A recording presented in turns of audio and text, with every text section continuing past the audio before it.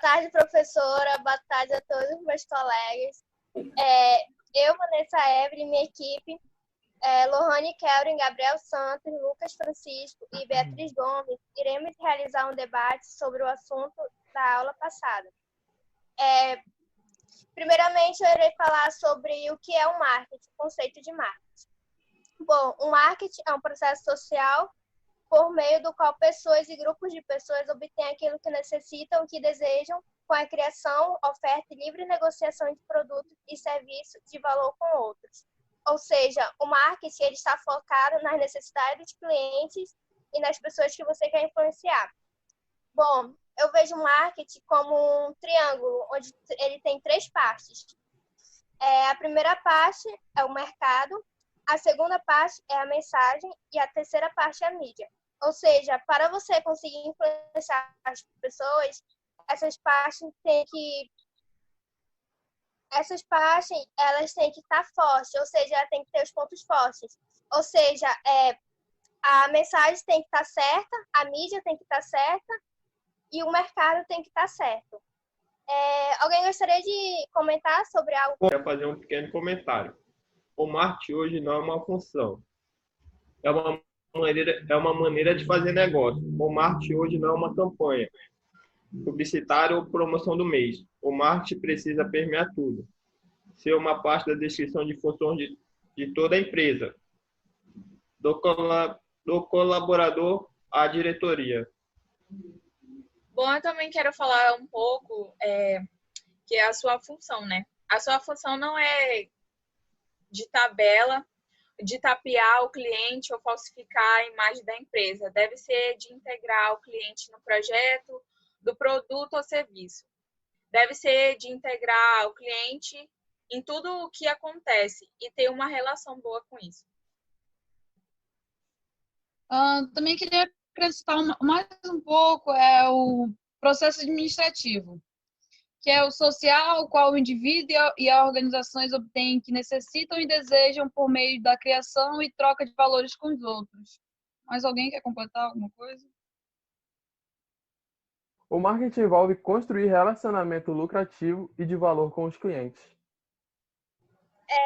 O outro tópico que iremos falar é sobre o conceito aplicado em marketing.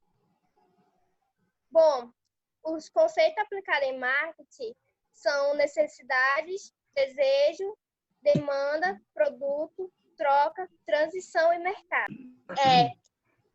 Necessidades é o conceito mais básico e inerente ao marketing, pois está relacionado ao entendimento das necessidades humanas.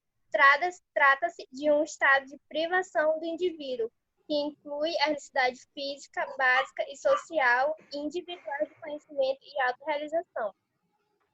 E os desejos são as necessidades humanas pela cura e pela caracterização individual. E a demanda as pessoas têm infinitos, mas recursos limitados. Sendo assim, elas desejam produtos que proporcionam o máximo de satisfação possível em troca de dinheiro.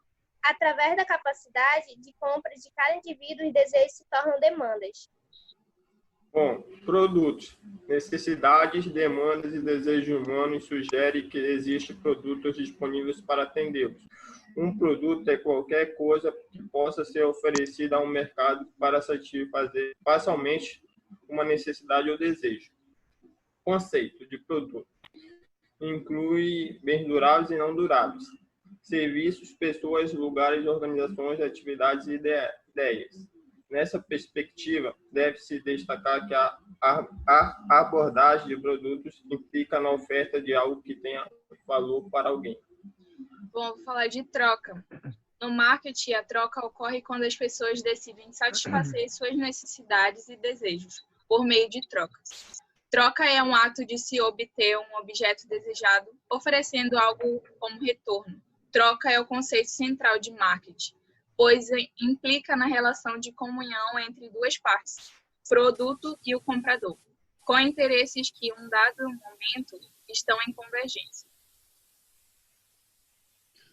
Falar de transações. Se a troca é o conceito central de marketing, uma transação é a unidade de medida do marketing. Uma transação é composta de uma troca de valores entre duas partes. Podemos incluir nessa modalidade as transações do tipo monetária, de escâmbio e com cunho ideológico com voto, por exemplo.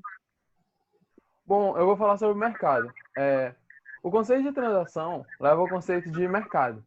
O mercado é um grupo de compradores reais e potenciais em um produto. O mercado pode ser identificado de duas formas estruturais: o físico, marketplace, e o virtual. Na mesma perspectiva, podemos destacar também diversos tipos de mercados, como o financeiro, o de trabalho, o de filantropia, entre outros. Bom, outro tópico que iremos falar é sobre a função do marketing. O marketing ele deve sempre estar administrando, ele deve planejar, agir, monitorar e criar produtos. Estar perto sempre do cliente. E as pessoas que cuidam com o marketing devem estar conversando com os clientes, devem observá-lo, devem deixá-lo de ouvido. E o foco principal do marketing deve sempre estar a satisfação total do consumidor. Como eu falei antes, o marketing está centralizado nas necessidades do cliente. Alguém quer falar mais alguma coisa? Vou falar sobre a função do marketing. É uma empresa que gira em torno de como uma organização pode entender o mercado e satisfazer suas necessidades e desejos através de produtos e serviços. Para isso, ela deve ser capaz de criar, comunicar, entregar valor ao seu público-alvo de experiências conscientes envolvendo sua marca e tudo que comercializa. Bom, resumidamente, sobre esse assunto, sobre a função do marketing, o marketing tem uma grande importância para a empresa, no mercado, e ele que tornará um produto ou serviço de uma empresa conhecido e garantirá um lugar de destaque entre os concorrentes. Agora iremos falar sobre a administração de marketing. Possuindo como finalidade principal a criação e entrega de valor e satisfação para o consumidor final, de acordo com Kotler, nós podemos perceber que o marketing é um processo social pelo qual as pessoas obtêm aquilo que necessitam e desejam, através da livre oferta e negociação com outros indivíduos. Bom, eu vou falar sobre o conceito do produto. Esse é esse conceito mais antigo da administração de marketing, e por isso podemos dizer que está um tanto quanto defasado. Na verdade, para alguns produtos e serviços, esse pensamento ainda pode ser utilizado. Para as vendas mais complexas ou para produtos que não são necessidade básica, o conceito já não nos ajuda tanto. Vocês sabem quais são as funções da administração de marketing? São várias funções e tarefas de administração de marketing que determinam o sucesso da empresa no mercado. Desenvolver estratégias e planos de marketing, analisar a concorrência e realizar o benchmarking, criar e identificar valor em produtos, processos e modelos de negócio e identificar forças e fraquezas da empresa e suas ofertas. Bom, eu vou falar qual é a relação entre marketing e administração. Na verdade, o marketing é uma das vertentes dentro do curso de administração. Igual temos a vertente financeira, contábil, também temos o marketing, que se dedica a estudar o consumidor e sua demanda, e como seu produto pode ajudá-lo. Concluindo esse assunto, podemos ver a administração de marketing faz parte da estratégia. É determinar os objetivos da empresa e ajudar a definir como o produto será feito, para quem será feito, como será entregue e por quanto. É entender qual o valor entregue através dele que dará forças para os seus vendedores e para a sua equipe de marketing. A gente vai falar sobre estratégia organizacional. A missão, valor e a visão. Eu vou falar sobre a missão. Para se definir a missão, o empreendedor e os gestores da empresa devem responder as seguintes perguntas. A primeira é qual é o nosso negócio? A segunda, quem é o cliente? A terceira é o que tem valor para o cliente? A quarta, qual será o nosso negócio? E a quinta, como deverá ser nosso negócio? Bom, A missão, em suma, é o detalhamento da razão de ser da empresa e o que ela pretende oferecer à sociedade por meio de um modelo de negócio viável. Ou seja, a missão é o detalhamento da empresa. É como se fosse o resumo da empresa, o que a empresa tem a oferecer para os clientes. O objetivo de se formular uma declaração de missão é criar uma direção a seguir para os seus funcionários, deixando claras as metas e os objetivos da organização. Usualmente, as missões de empresa mais bem formuladas são aquelas inspiradas em uma visão do futuro. Ou seja, a missão é como a empresa tem que formular uma visão do futuro. Bom, complementando essa visão do futuro, mais uma vez, segundo Kotler, essa visão é uma espécie de sonho impossível, que fornece à empresa direcionamento para os próximos 10 a 20 anos. A visão, muitas vezes, releva um sonho dos fundadores da empresa que tem uma visão de futuro, que querem compartilhar isso com todos os seus colaboradores. Tá. Junto com a missão e visão, tem os valores. E para atingir os objetivos, cumprir a missão da empresa e realizar o sonho de uma visão futura, é preciso os integrantes da organização apoiem em valores empresariais. Isso é, comportamentos e atitudes que são defendidos e utilizados pela empresa. Assim, ao ter que tomar certas decisões, tanto os líderes como os funcionários podem se basear nos valores da empresa. Vou falar como realizar a comunicação da missão, visão e valores.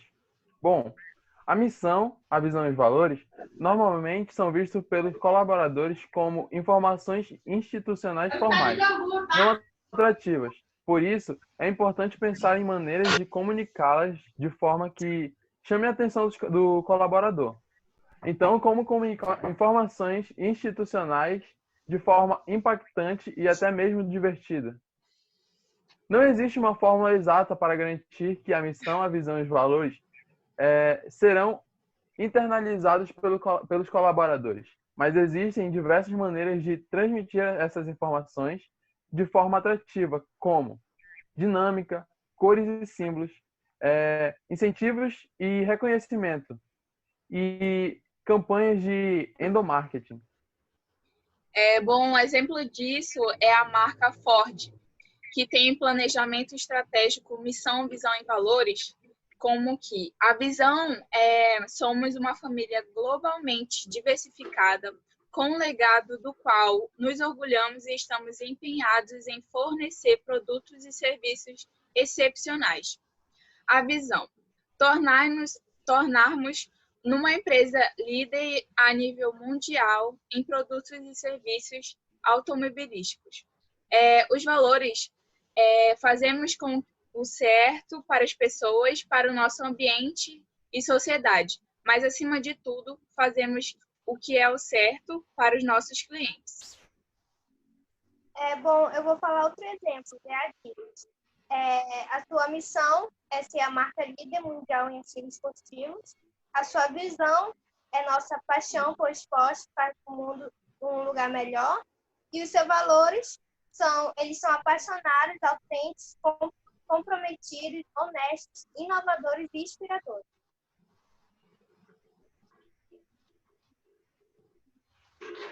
Bom, a minha missão será o Bradesco.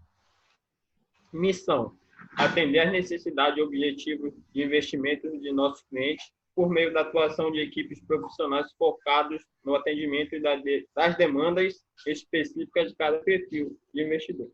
Valor: ser reconhecida nacional e internacionalmente como uma gestora de recursos capaz de agregar resultados consistentes aos objetivos de seus clientes. Valores: inovação constante, ética e transparência, respeito à vida. Agora eu vou falar um pouco sobre a importância da missão, visão e valores. Bom, determinar a missão, visão e valores da organização pode ser vista apenas como uma formalidade por algumas empresas. mas esses princípios podem proporcionar muitos benefícios. A missão, visão e valores contribui de forma positiva para os relacionamentos e para a imagem da organização, junto do público externo e interno, e na fidelização dos clientes e parceiros. Bom, agora iremos falar sobre o conceito de ciclo de vida dos produtos. Eu vou falar sobre a introdução. A introdução é a fase inicial da vida do produto ou o período em que o produto é lançado no mercado. Esta fase tem como característica baixo volume de produção e de venda. Essa é a fase na qual um produto ou marca se restringe ao campo das ideias. Ele ainda é um projeto, mas nem por isso deixa de demandar esforços. As características desse estágio estão na ausência de venda, nos primeiros esboços do marketing, mas principalmente nos crescentes investimentos. Ou seja, um produto, marca ou serviço, ele ainda não está no mercado. Agora a Lohane irá falar sobre o desenvolvimento. Bom, no desenvolvimento, esse estágio depende claramente da finalização da anterior, para que chegue ao mercado da melhor forma. Ou seja, é a hora de iniciar as vendas e de apostar em uma estratégia de marketing, para que o produto, serviço ou marca seja lançado e alcance conhecimento do seu público-alvo. E o faturamento começa, mas nem sempre o lucro está presente. Inclusive, é comum haver prejuízo financeiro. Este é um momento bastante sensível da estratégia, pois ainda não gera grandes receitas e, além disso, embora demande um número baixo de produção, acarreia maiores investimentos em publicidade e propagandas, assim como outros custos relacionados e particularidades do lançamento, a exemplo da sua distribuição. Quando se trata de um produto novo, a concorrência é baixa ou mesmo inexistente. Por outro lado, é um mercado ainda desconhecido, pois o qual há dúvidas quanto às melhores estratégias para escalar vendas e prospectar clientes. Agora a Beatriz vai falar sobre o crescimento. No ciclo de vida do produto também temos a fase do crescimento, e é quando o produto começa a se firmar no mercado ou período de aceitação pelo mercado. Vencido o desafio inicial, é a hora de trabalhar para aumentar a sua participação no mercado. Nessa etapa, as ações de marketing não apenas incentivam o crescimento, como a manutenção do produto vivo na mente dos consumidores. Assim, quando uma necessidade de consumo relacionada a ele a seguir, será uma escolha automática em detrimento da concorrência.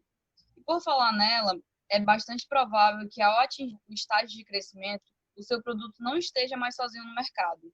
Novos produtos devem surgir para a disputa à preferência do público. E só isso reforça a necessidade de se autoafirmar como a melhor solução e não apenas a pioneira, se for o caso. E vale ressaltar também que não se pode deixar de investir sob riscos de entrar em declínio antes de atingir a maturidade. Aí o Gabriel vai falar sobre maturidade. Bom, a maturidade é o período de baixo crescimento nas vendas. Os níveis de lucro tornam-se estáveis ou eles diminuem, em função dos gastos que a empresa tem para defender o produto da concorrência. Quando o produto atinge a saturação, as características de competição se tornam mais acirradas. Depois de experimentar picos de lucro e vendas, elas experimentam a estabilidade. Eventualmente, haverá inclusive redução de receitas euferídicas, euferidas a partir delas, mas nada significativo. Esse é um movimento normal e esperado para a etapa de maturidade, porque para determinado produto que cresce, não ter mais para onde crescer, ter atingido seu ápice. Neste momento, estamos falando novamente de um estágio arriscado. Sentar na zona de conforto e deixar de lado a inovação ou mesmo os investimentos de marketing representam um trabalho para encontrar o declínio muito cedo. Agora meu amigo Lucas vai falar sobre o declínio. Bom, eu vou falar sobre o declínio. O produto passa a perder participação no mercado, ou seja, é quando as vendas e os lucros começam a cair. Existem várias razões para o declínio. tais como surgimento de novos produtos mais eficazes e substituição de um produto por outro melhor. É a falta de necessidade pelo produto. Pode-se facilmente reconhecer muitos produtos que já saíram do mercado, como, por exemplo, chapéus, modelos de computadores, entre outros.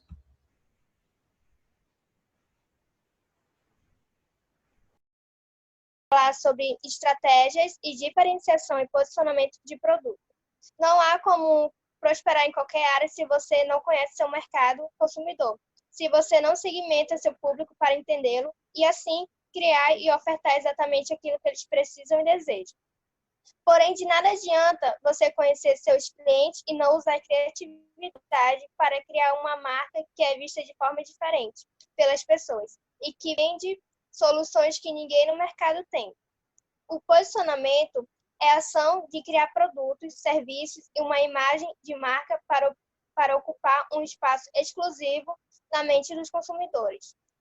Ao definir uma estratégia de posicionamento, você irá mostrar a essência da sua marca, quais objetivos você ajuda seu público a alcançar e como o faz de maneira completamente sua.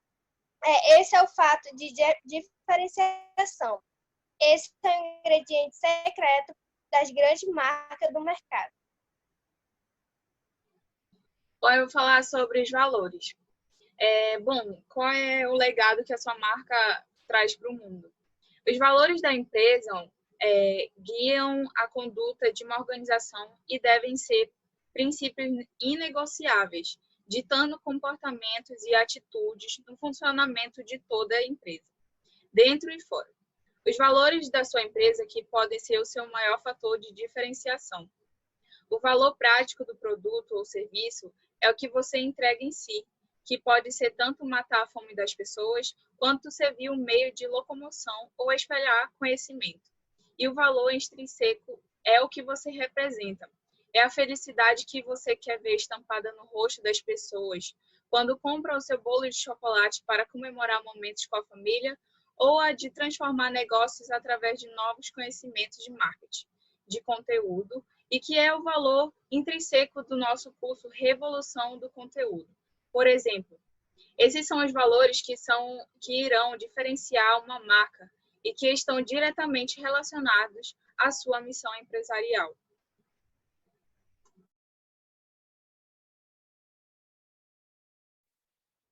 Agora vamos falar de pontos de igualdade versus pontos de diferenciação. Eles são o que definem o seu lugar no mercado. Os pontos de diferenciação são qualidades ou benefícios que os consumidores associam com uma marca, considerando o valor positivo e acreditam que não podem ser comparadas às das marcas concorrentes. As associações positivas, exclusivas e fortes são essenciais para diferenciar uma marca no meio de várias. Já os pontos de igualdade são associações feitas pelos consumidores, também como uma conotação positiva, porém não exclusiva de uma única marca. Para ganhar destaque, você precisa ser o melhor possível nos pontos de diferenciação e para escolher o da sua marca, saiba que as pessoas procuram por 3 critérios que são relevância, distintividade, credibilidade. São os 3 pontos primordiais de uma grande diferenciação.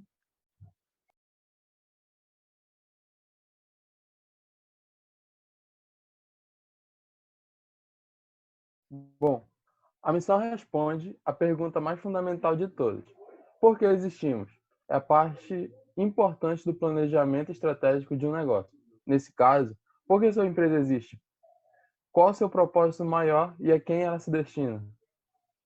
Para definir a missão da sua empresa com sabedoria, é interessante que se responda a 3 questões básicas. Por que a empresa existe? O que a empresa faz? Para quem? A missão de uma empresa pode ser resumida em um parágrafo, uma linha ou até mesmo em poucas palavras, como a missão do Google: organizar informações mundial para torná-la universalmente acessível e útil. Bom, eu vou dar um exemplo sobre estratégia de diferenciação. Pode ser baseada no produto. As marcas podem ser diferenciadas de acordo com diversas características de produto, como desempenho, durabilidade e estilo, ou de serviço, facilidade do pedido, entrega, suporte e manutenção. Agora, nosso próximo assunto é sobre a ida. A de atenção, I de interesse, D de desejo e A de ação. Eu vou falar sobre a atenção. Antes de tudo, é preciso que os consumidores conheçam sua marca.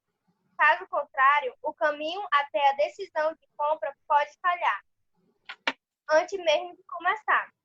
Por isso, a etapa inicial do AIDA se refere a chamar a atenção do público-alvo, criar uma consciência em torno da marca e torná-la conhecida, assim como as soluções que oferece, sejam produtos ou serviços. Não importa como parar para chamar essa atenção. É preciso trazer os olhos das pessoas sobre a sua marca. É essencial para se manter competitivo no mercado. Lembrando que, para isso, conhecer a fundo o seu público é o primeiro e fundamental passo. Agora, a Lohane irá falar sobre os interesses.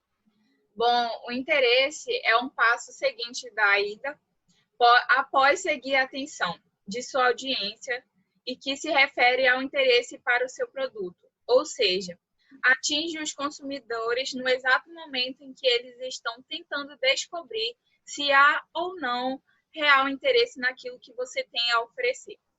Ajudar os consumidores a desenvolver o interesse significa mantê-los envolvidos em suas ações de marketing.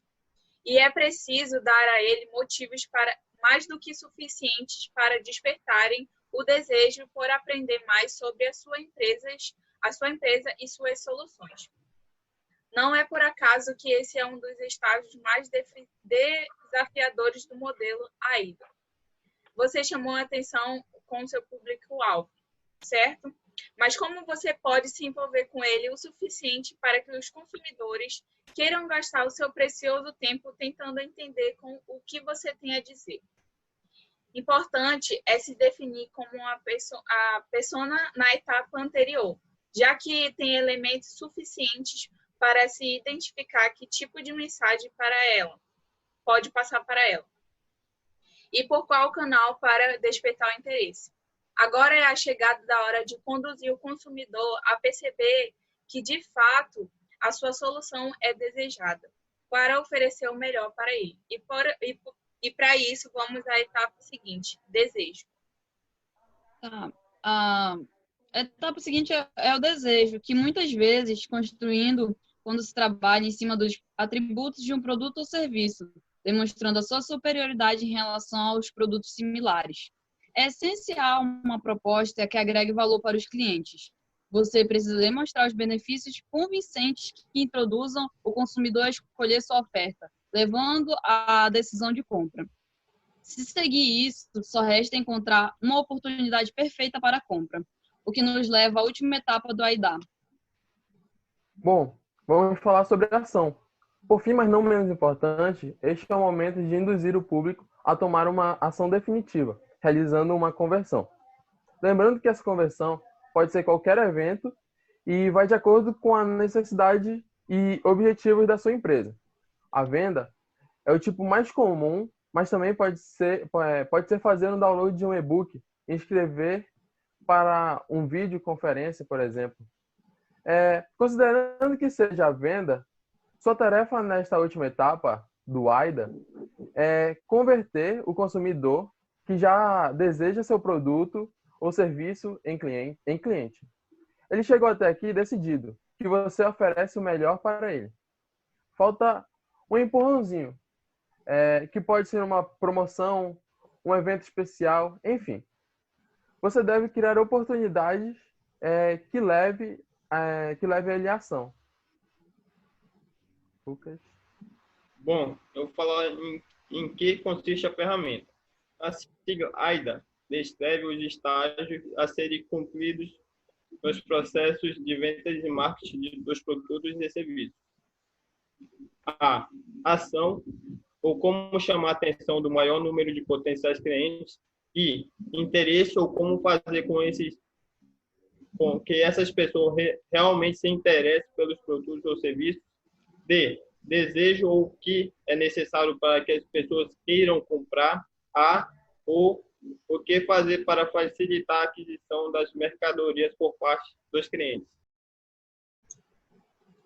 Bom, agora iremos falar sobre o conceito de comunicação integrada. O conceito de comunicação integrada é definido pela Associação Americana de Marketing como um processo criado com o objetivo de garantir que todos os contatos realizados por uma organização com seus clientes sejam relevantes para o receptor e consistentes no decorrer do tempo, seja para divulgar seus produtos ou serviços. Bom, como funciona a comunicação integrada? Agora que você já sabe o que é comunicação integrada, vamos clarear mais as ideias mostrando como ela funciona. Basicamente, a comunicação organizacional integrada trata todo o processo de comunicação da empresa a partir da perspectiva de quem receberá a mensagem, seja o público interno ou externo. Para que serve a comunicação integrada? Comunicação integrada é uma estratégia que articula o planejamento, a análise e a execução de ações em diferentes canais de comunicação e marketing, promovendo a melhor experiência possível para o seu público. Bom, os benefícios da comunicação integrada. Em linhas gerais, pode-se dizer que o maior benefício que as ações da comunicação integrada trazem é a maior efetividade da promoção, que é um dos 4 P's de marketing. Bom, processo de comunicação. Comunicação é o processo pelo qual o meu eu, com todas as minhas particularidades, qualidades e defeitos, entra em comunhão, entendimento, sintonia, aceitação, empatia e diálogo com o outro eu, com todas as suas particularidades, qualidades e defeitos.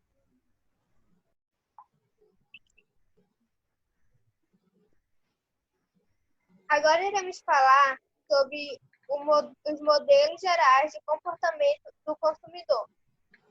Sobre o modelo de comportamento do consumidor, devemos entender a psicologia do consumo, motivação a 3 pesquisadores relacionados ao comportamento do consumidor. O primeiro é o Fred. Ele fala sobre motivações conscientes e inconscientes. O segundo é Frederic. Ele fala sobre satisfações, satisfatórios e insatisfatórios. E o terceiro é o Maslow. Ele fala sobre hierarquia das necessidades. Mas iremos explicar o modelo de Maslow, que é subdividido em 5 níveis no modelo de pirâmide, a base até o topo. Bom, o primeiro nível da pirâmide é a necessidade fisiológica. São condições físicas necessárias para a sobrevivência humana e o bom funcionamento do corpo humano. O segundo nível aparece após o suprimento das necessidades fisiológicas. São representadas de segurança e estabilidade, como proteção contra violência, contra proteção para a saúde, recursos financeiros e outros. O terceiro nível é as necessidades sociais. São necessidades de manter relações humanas com harmonia, sentir-se parte de um grupo, ser membro de um clube, receber carinho e afeto dos familiares, amigos e pessoas do sexo oposto. O quarto nível é a necessidade de estima. Existem dois tipos. O reconhecimento das nossas capacidades por nós mesmos e o reconhecimento dos outros da nossa capacidade de adequação. Em geral, é a necessidade de sentir-se digno, respeitado por si e pelos outros, com prestígio e reconhecimento, poder, orgulho, entre outros. Necessidade de autorrealização, que se encontram no topo da pirâmide hierárquica, que é a realização, aproveitar todo o potencial próprio, ser aquilo que se pode ser, fazer o que possa, gosta e é capaz de conseguir.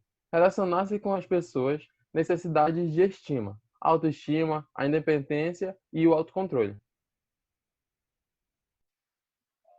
Tá. Agora, nós vamos falar sobre os 14 principais tipos de comportamento de compradores, dos clientes. Para poder exercitar empatia nas vendas ou até mesmo melhorar o atendimento ao cliente, vale ficar por dentro dos tipos mais comuns de comportamento de compra. Bom, o primeiro é o detalhista ao extremo. Bom, o detalhista são os consumidores que estão muito bem informados sobre o que querem e por qual motivo. Então, é comum que eles cheguem ao momento da compra questionando pontos específicos dos itens que querem adquirir ou os preços sugeridos. No entanto, para atender esse tipo de comportamento de compra, é preciso se aprofundar sobre todos os detalhes de seus produtos ou serviços e também ter argumentos para explicar como se diferencia da concorrência e por que o preço é maior ou menor, justamente ao cliente o valor da sua oferta.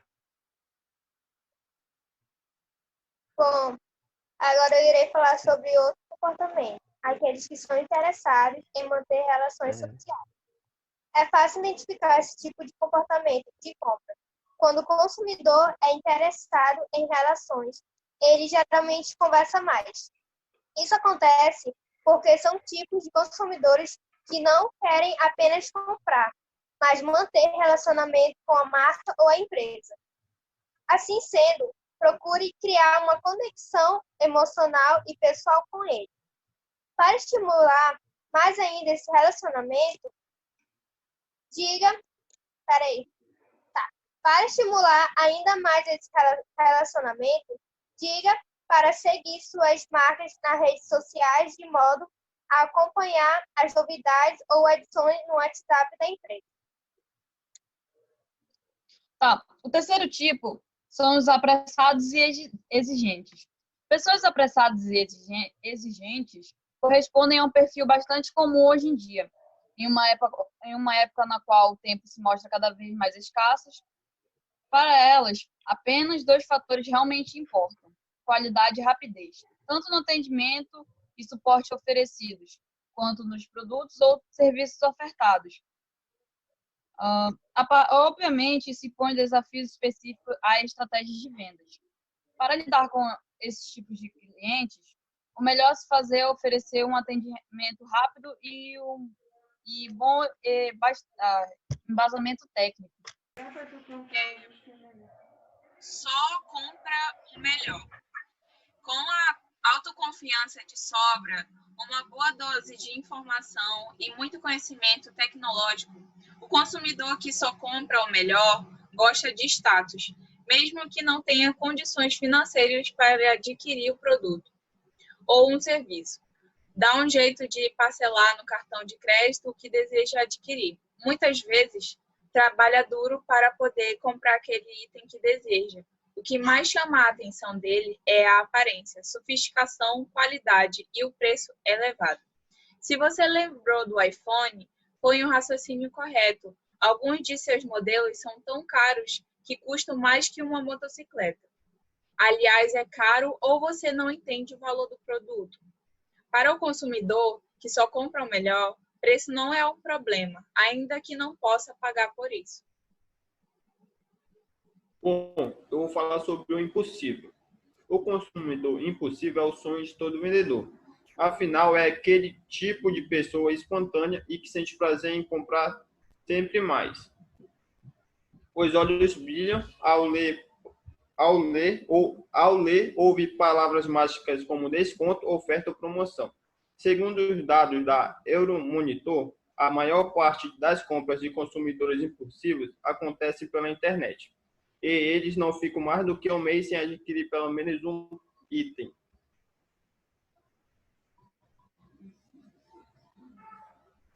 O sexto tipo de consumidor é o otimista equilibrado. O otimista equilibrado é um consumidor que analisa bem o que vai comprar e não se deixa levar facilmente pelo que vê ou por campanhas publicitárias. Gosta de fazer perguntas e entender até que ponto o produto ou serviço a ser adquirido será útil para ele.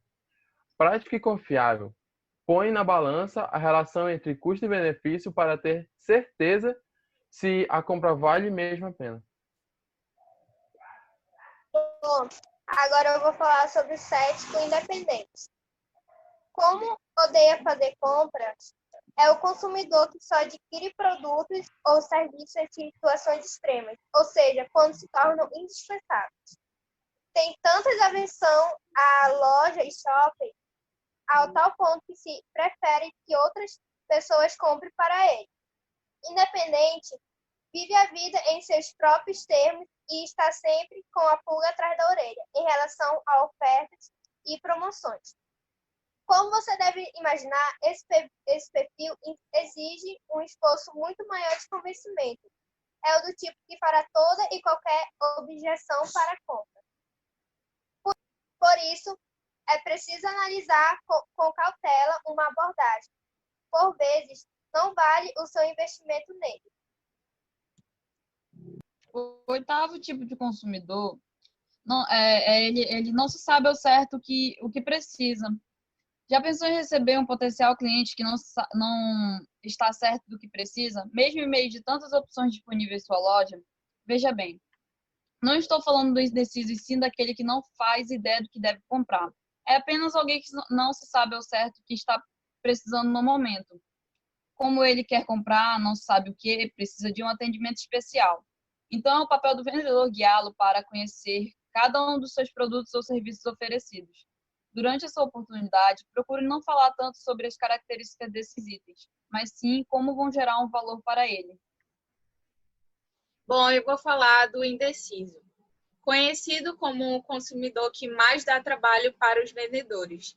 Os indecisos geralmente gastam bastante tempo desses profissionais, afinal, têm sérias dificuldades para fazer escolhas. Para ajudá-lo, demonstre os diferenciais de um produto ou serviço em relação a outro. Só não tente favorecer o item mais caro, porque ele vai perceber. Seja sincero e faça uma venda consultiva.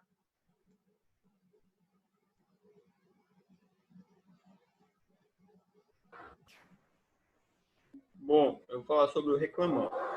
Frequentador assíduo de site de reclamação como Reclame Aqui e Proteste, ele vai direto para os canais digitais disponíveis para registrar sua insatisfação. Geralmente conhece muito bem os direitos do consumidor e, inclusive, os menciona ao escrever suas reclamações.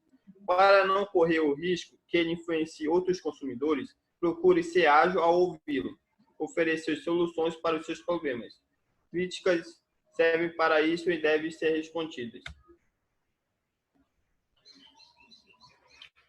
Agora sobre o cliente fiel. Como esse já foi conquistado, o cliente fiel é aquele que tem mais chances de comprar novamente um produto ou serviço da sua marca. É um tipo de consumidor que quer se sentir próximo do seu negócio, por isso exige atenção e não aceita deslizes.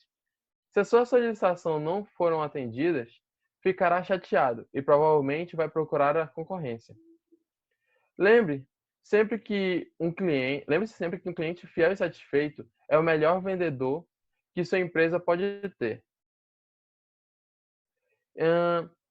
E que fazer negócio com pessoas que já são que já são seus clientes é muito mais fácil de vender do que para aquelas que ainda não são. Bom, agora eu vou falar sobre o cauteloso. Nunca satisfeito com as informações que tem em mãos, o consumidor cauteloso investiga produtos ou serviços a fundo antes da compra.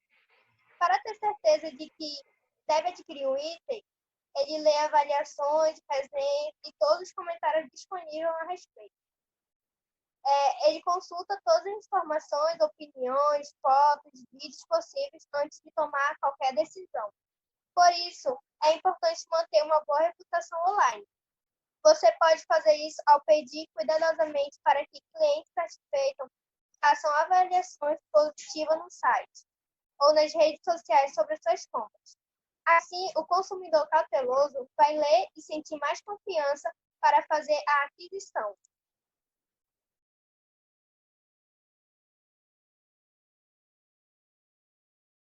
Vou falar sobre a moda antiga. É mais comum que aconteça entre homens e mulheres mais velhos que preferem o consumo face a face e não acessem sites de vendas online. Gostam de observar detalhes e tocar no produto antes de adquiri-lo. representam um verdadeiro desafio para as marcas que não possuem lojas físicas. Bom, eu vou falar sobre o moderninho. O usuário ativo nas redes sociais é da nova geração e prefere interagir com as marcas virtualmente do que de forma presencial. Imedialista, gosta de resolver pendência a curto prazo, valoriza a inovação e eficiência, por isso se atrai fortemente por serviços disruptos e estaptos. Acho que é isso. Agora iremos falar sobre necessidade e motivação, personalidade, percepção, aprendizagem e atitude. Bom, eu vou começar. Cada pessoa possui necessidades diferenciadas ou não, que causam um estado de tensão e desequilíbrio. A partir daí, o indivíduo é impulsionado a agir. A motivação envolve atividades as quais nos levam a um determinado objetivo. Podemos nos tornar motivados ou estimulados por meio de necessidades internas ou externas, que podem ser de caráter fisiológico ou psicológico. Bom, a personalidade influencia em praticamente tudo em nossa vida, como a escolha da profissão, amizades, interesses, medos e ansiedades. Por conta disso, foi até desenvolvido um modelo chamado Social Styles, ou tipos sociais, que ajuda a entender melhor como a personalidade do consumidor afeta na sua maneira de comprar. Nesse modelo, divide todas as personalidades possíveis em 4 perfis de comportamento. Também vou falar sobre a percepção. A percepção é um processo que decodifica os estímulos que recebemos. É a forma como vemos o mundo à nossa volta. O modo segundo no qual o indivíduo constrói em si a representação e o conhecimento que possui das coisas, pessoas e situações. Ainda que, por sua vez, seja induzido em erro, percepcionar algo ou alguém é captá-lo através dos sentimentos e também fixar essa imagem. E cada indivíduo tem um processo perceptivo individual. Bom, no mundo do consumo, toda ação gera uma experiência, que, por sua vez, gera um aprendizado. Essa aprendizagem influencia diretamente o comportamento do consumidor. Por exemplo, se a sua experiência prévia com o sabão em pó for negativa, na próxima compra você comprará outra marca. As atividades que os consumidores podem adotar apresentam um componente cognitivo ou de conhecimento, afetivo ligado ao sentimento, e comportamental, que implica uma disposição para a ação. O indivíduo forma sua atitude em torno de recompensa que poderá obter e da forma pela qual poderá reduzir a insatisfação. Bom, agora iremos falar sobre etapas do processo de decisão de compra. Eu vou falar sobre o conceito. O processo de decisão de compra é um modelo semático representando as etapas pela qual o consumidor passa até adquirir o produto ou serviço. Na verdade, o processo pendura até o momento pós-compra. Bom, eu vou falar sobre o reconhecimento do problema. O consumidor percebe que tem uma necessidade ou um problema e acredita que a solução pode ser encontrada a partir da aquisição de um outro produto ou serviço. A próxima etapa é a busca por informações. Um consumidor interessado tende a buscar por informações antes de comprar algo. Isso porque existem expectativas em relação ao produto ou serviço buscado, além do investimento financeiro que será feito. Dessa forma, o cliente não quer se decepcionar. A tomada de decisão de compra pode ser feita de forma planejada ou por impulso. Isso varia em relação ao nível de envolvimento que o consumidor tem com o tipo de produto. Por isso, é importante conhecer o perfil do seu público e ter em mente as pessoas da sua marca. Assim será mais fácil aplicar mecanismos de convencimento específico. Bom, a avaliação pós-compra que eu vou falar. Nesse caso, a experiência seja negativa, ele ficará insatisfeito, pois poderá fazer reclamações, exigir a troca ou a devolução. Por outro lado, se ele ficar satisfeito com a experiência, haverá boas chances de que ele adquira um produto semelhante, da mesma forma e da mesma empresa novamente. Nós vamos falar agora sobre o processo de decisão de compra, que é um modelo sistemático. Beleza. Ele representa todas as etapas pelas quais o consumidor passa até adquirir o produto ou serviço. Na verdade, o processo perdura até o momento pós-compra. Em seu livro Marketing 4.0 do tradicional digital, Philip Kotler aborda justamente a relação de conectividade e relevância da interação social na decisão de compra por determinada marca. Apresenta uma nova proposta para a jornada de compra através dos 5 A's do Marketing 4.0. Bom, um dos primeiros A's é a assimilação. Esta etapa é por onde o consumidor conhece a marca, ou seja, quando ele tem o primeiro contato, e esta passa a ser uma das opções possíveis para a escolha de um produto ou serviço. Ações de comunicação, publicidade e o marketing boca a boca, feito pela defesa de outros clientes, são fatores decisivos que uma marca seja conhecida pelo seu público-alvo. Ou seja, a assimilação acontece na identificação da marca. O passo seguinte ao que o consumidor toma conhecimento por uma marca é o que ele se sinta atraído por ela. Bom, agora eu vou falar sobre o segundo A, atração. A etapa de atração é o momento em que o cliente passa a considerar uma marca como a escolha certa para suas necessidades e desejos. Para isso, é preciso investir em ações que tenham como objetivo instigar a curiosidade do cliente sobre o produto ou serviço oferecido. Nesse sentido, a marca precisa criar valor para o seu produto. Durante a etapa de atração, a inbound marketing é uma das estratégias para quem deseja atrair clientes potenciais, através de conteúdos que demonstrem autoridade e passem a tornar sua marca relevante para a sua persona. Falar sobre o terceiro A, é a adição. É uma outra etapa importante dos 5 A's do Marketing 4.0. Nela, o cliente já percebeu sua marca, teve o contato com os conteúdos disponibilizados em sites, em blogs, e agora busca pela aprovação social da marca. Ou seja, o cliente vai ouvir as opiniões de outras pessoas sobre a experiência com os produtos e quais as vantagens em adquiri-lo. Nesse sentido, o marketing boca a boca, através da satisfação do cliente, se torna essencial também no ambiente digital, em redes sociais, por exemplo. A marca deve instigar a curiosidade, sem exercer nas informações de deixá-lo confuso ou reduzi-las ao ponto de não se sentir atraídos e impedir com que o consumidor passe para a próxima etapa da decisão. Vou falar sobre o quarto A, ação. Essa é a etapa onde o cliente efetiva a compra, com todas as informações coletadas e já está confiante na sua escolha, pelo volume e qualidade das informações que aprendeu durante todas as etapas. E nesta etapa é que a decisão deve se voltar para a satisfação do cliente. Para isso, ações que envolvam a experiência do cliente com atendimento personalizado e suporte técnico que farão toda a diferença para a fidelização e comprometimento com a marca.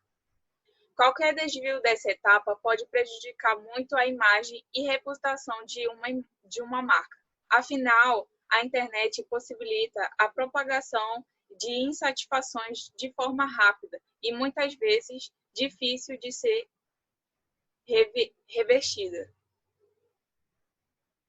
Bom, eu vou falar sobre a apologia. Essa é a etapa final dos 5 A's do Marketing 4.0, mas não necessariamente a que termina a jornada do consumidor, pois é através dela que o cliente será fidelizado. Além da recompra, ele se tornará um defensor da marca. e nesse momento, com o empenho, com a experiência, é recompensado. Ele se torna, então, o embaixador dos valores do seu produto. Eu recomendo a outras pessoas, e isso tem um peso de ouro na decisão de representatividade de mercado.